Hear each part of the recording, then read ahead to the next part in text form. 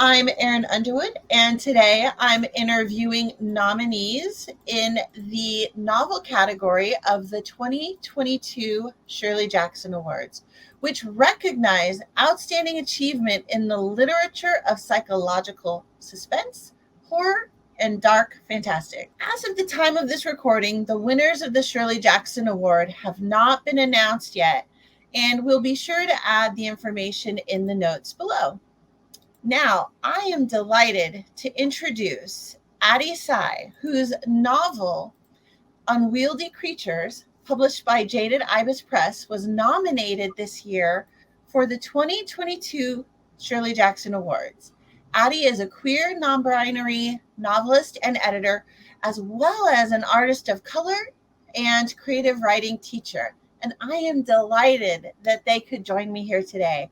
Addie, welcome. Thank you so much for being here. Yeah, thanks so much for having me. I'm super excited to have been included on this incredible list of nominees, and in honor of, one of my favorite writers, Shirley Jackson. So super excited.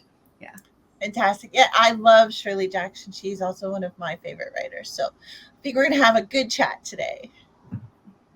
So first off, for viewers who might not be familiar with the book, could you just give them maybe a quick little snippet or summary of kind of what the book's about, what they'll be getting with it?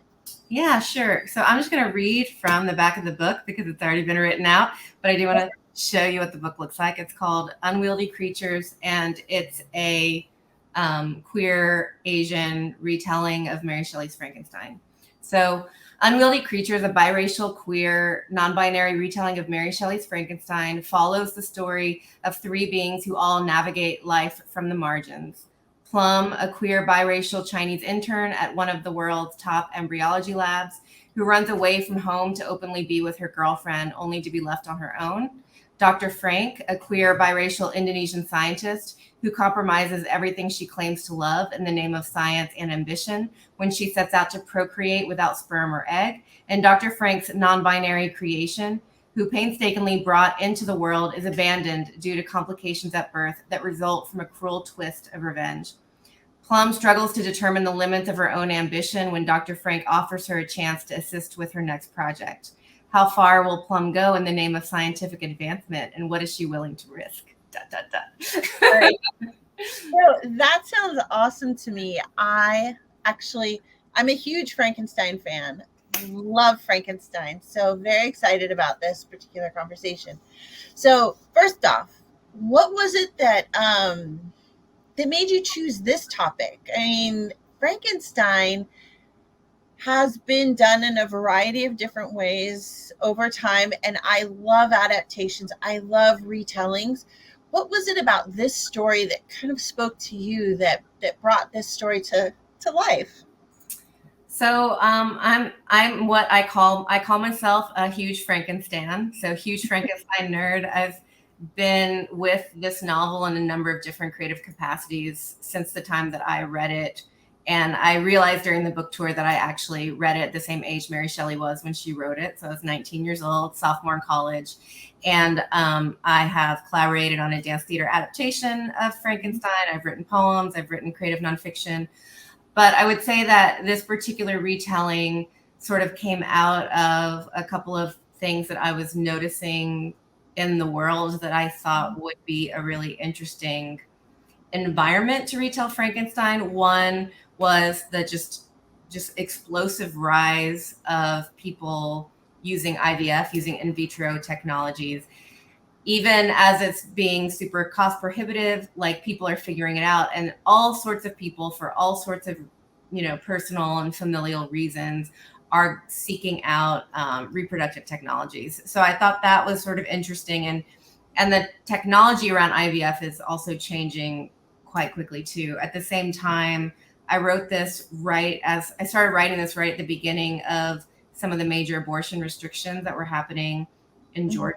And so in my opinion at that time, I thought, well, this rise of technology with this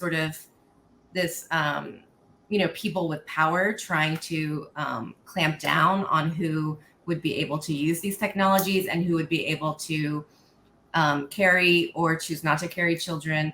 These two tensions seemed really similar to me as the tensions that spawned, the original novel. And so I felt like that alongside this, just surgence of retellings that were centering minoritized bodies, so people of color and queer people. It just seemed like all those things together seemed like a really fruitful environment to kind of reconsider the novel. Yeah. Wow, that's amazing. There's so much to unpack there. There's the political, there's the social, and there's the scientific. And I think maybe the most difficult, no, they're all really difficult. All of it's really, really difficult. But I'm just curious from a scientific point of view, because when you think about Frankenstein, at its heart, you think science fiction, here we are reviving the dead, electricity, people being a person being brought to life again. How much did you worry about the science in this? Did you do much research in that area, or did you just kind of lean in on the story itself and those other things kind of filled in? So yeah, that was definitely one of the trickier parts of the novel because the original is written in the 19th century, we didn't get access to so much information, and we didn't have this beautiful little box called Google where we could look up every single thing known to man. I feel like the science is able to be a lot looser and more fluid. We don't really believe in science in Frankenstein. I did not think that I would be able to get away with the same fluidity. So I knew that I wanted to have a queer female scientist of color. And I knew that I wanted her to be considering how to make a creation, how to make a person without using sperm. So, that was sort of the initial idea. And I was like, knowing how science is, I should probably look this up and see if this already exists. And what do you know? It did. And not only did it already exist, there's already a type of in vitro that doesn't need sperm, but doesn't need egg either. So based in stem cell creation. Right. And so that was, so then once I found that out, then I fed that science into the book. And I did have a friend of mine who has a background in biology. I did have her read it because I thought, so I was just like, no one, no scientists, and I had a couple scientists that I know read it, but no one has come to me screaming, saying the science in it is terrible. So I think that I've figured it out. So that part was really tricky. And then also the creature is born with a particular genetic mutation that is a disability of gigantism. And so I also had to get my scientist to help me figure out what would need to happen in the people that in the genetic material in order for that person to actually be born with a genetic mutation. So it was so there's not a whole lot of science in it, but I did do quite a bit of research, and I did think really deeply about all of the ramifications that science would sort of open out. And so far, I have not received any complaints. So, and it's been out for almost a year, so I feel like I would have heard them by now. So hopefully that means it's good enough. I mean, I'm sure that there will be scientists that will smirk at it and be like, oh, this is cute, and that's fine, as long as they don't feel offended.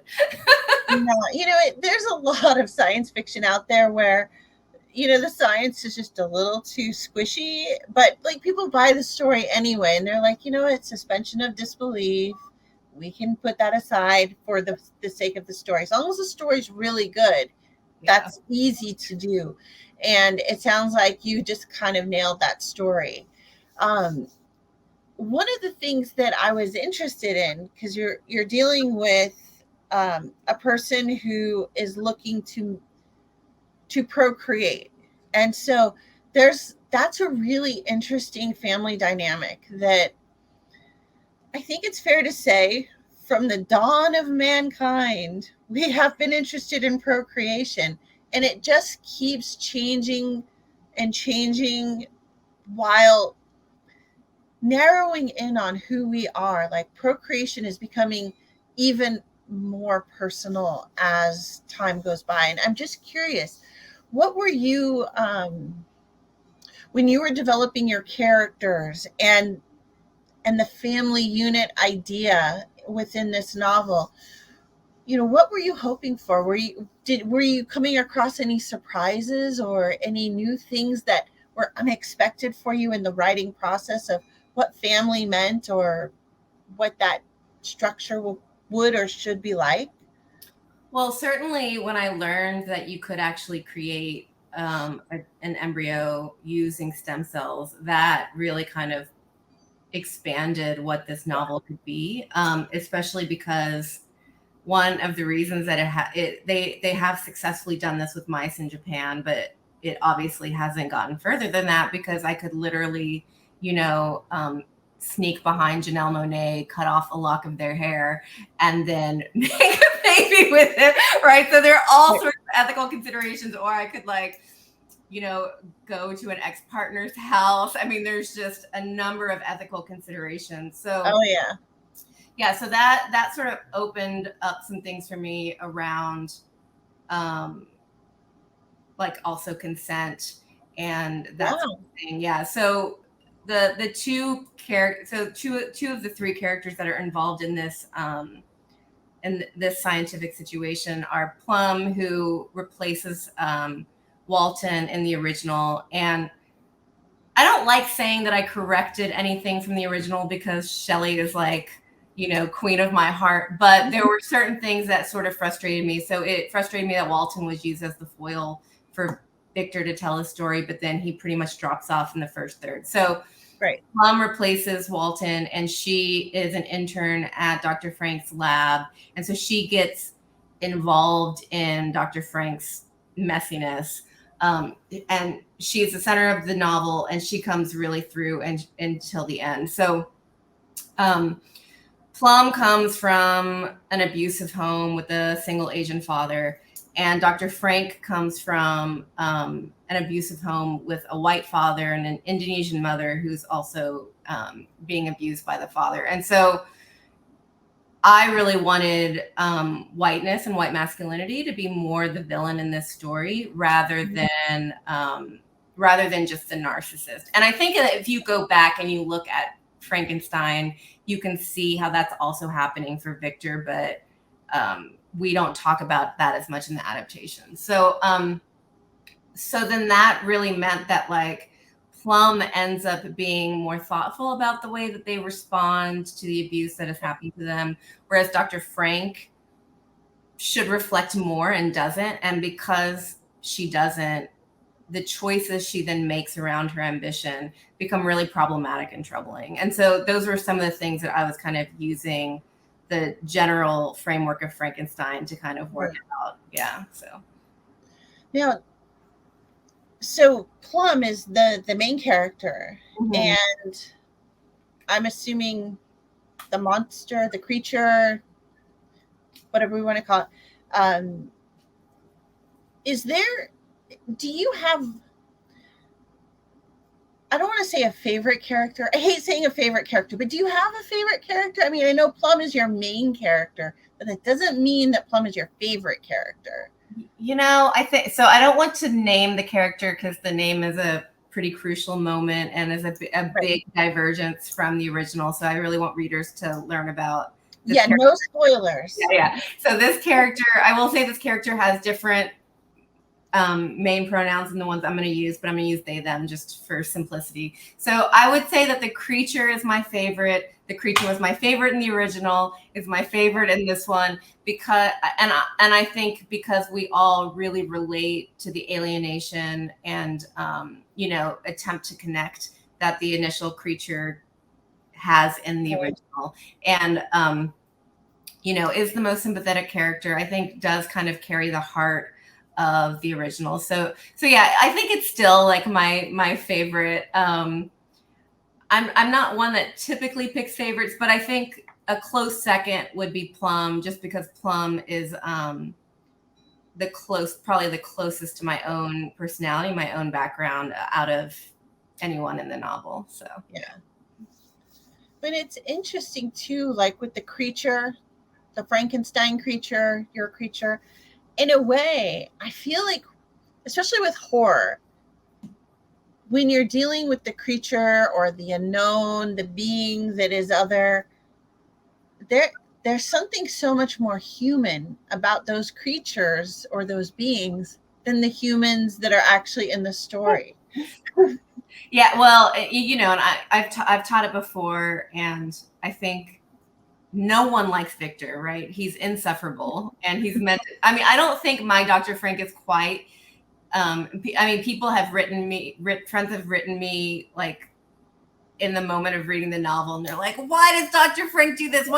But I still think like Victor Frankenstein is like one of the most insufferable characters like in classic literature, because he just refuses to act. He refuses to do anything with his problem. Whereas the creature, I think, like, I would be shocked to find someone who's not moved by the creature story, and his articulation of that story is like you said, so human, and represents such an like every person kind of tale of what it means to feel othered, what it means to long for connection, what it means to feel abandoned or disconnected from the rest of the world. Yeah. And the story from, or the line from the original at the end when Dr. Frankenstein, I don't know, I guess it's okay to spoil Frankenstein at this point. It's only been out a couple hundred years. But when he goes to the Arctic or the Antarctic, and you know, the Frankenstein, basically the creature, says, "Father, you made me." Like, I still think of that line as, you know, as a child speaking to their parent who's very disappointed or angry in them or upset by the circumstance, and then have the child basically say, "Yes, but you made me." That just spoke to me. And I feel like the humanity of that moment, even if that moment is not in your story, just from what you've said, it feels like that connection is really, really solid, that human connection within the creature and the characters in the book.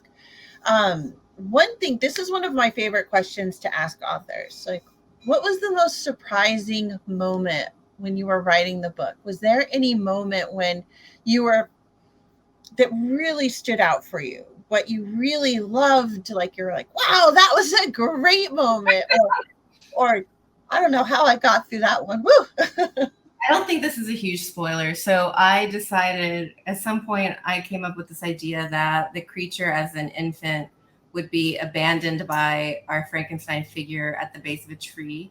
And someone who lives in the woods, whose name is Pine, comes upon this infant and decides to care for it until he's unable to care for it anymore. And that came out of actually this movie called Leave No Trace, which came out shortly before I had started writing this, which was about this vet father and his teenage daughter who are living in the woods because he can't really handle living in sort of traditional society, and they get found, and social service sort of tries to help the man and the daughter, and he still can't do it, but the daughter really craves and is really thriving from this new way of living. So yeah, I think that part where I was like, oh, this is going to be really cool, actually, to have the creature, but also this novel connect to this other aspect of human life that we see happening, you know, really profoundly in today's landscape. That was probably not something we were thinking about in the 1800s. And yeah, so I think that part was like a really fun experience for me to kind of explore it.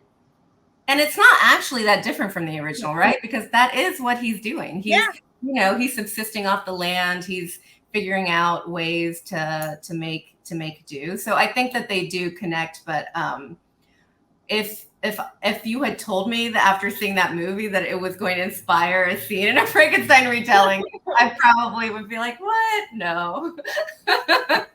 That's awesome. I love that kind of story because you just never know where stories are going to come from. And that's one of my favorite things. I love reviewing and looking at these critical moments within a story that just kind of bloom in the overall piece. And you're like, wow, that ended up being a lot of fun to write. Or wow, what a meaningful moment. And they can come from any little piece of experience from the writer's life.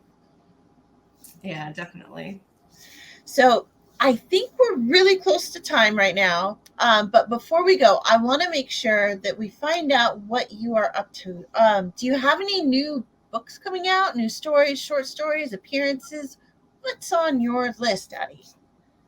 So, I've had a couple of things come out here and there in the last year, but I would say that I am working on a sequel for Creatures that will it will do another type of reimagining, but this one will be sort of, I'm going to fictionalize something that sort of exists non-fictionally. So basically, the center of the story is going to be this like imagined love relationship between Anne Lister, who's sort of considered like England's first lesbian, and she's who Gentleman Jack was based on, if anyone has seen that HBO show.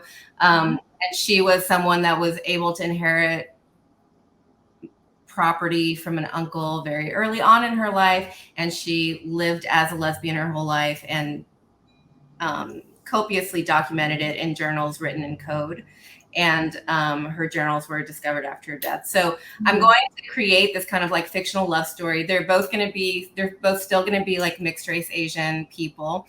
So it's going to be Anne Lister with Mary Shelley, and they're going to come together. And Mary Shelley is going to be living in Singapore. Anne Lister is going to be living in England, because I basically found out that, first of all, that Anne Lister read Frankenstein shortly after its publication in real life, but also that Mary Shelley was rumored to have helped lesbians gain asylum during her life. So it's going to be all of that kind of like put in there around the framework of like Plum is going to make an appearance, as are some other characters. So I'm really excited about it. I love that sometimes characters show up in other books, like just little side moments. It's just a fun little surprise.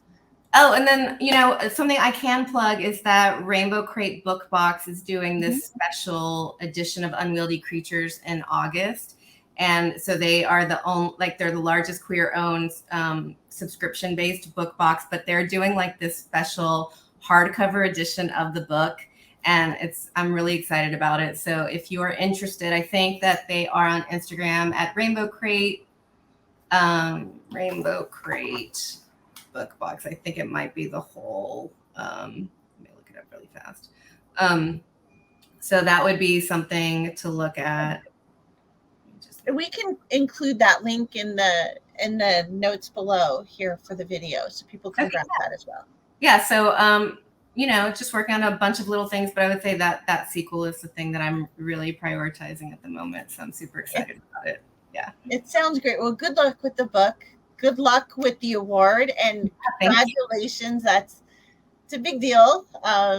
Shirley Jackson Awards are a great award. So while I can't wish for one person over another, I wish you all the luck.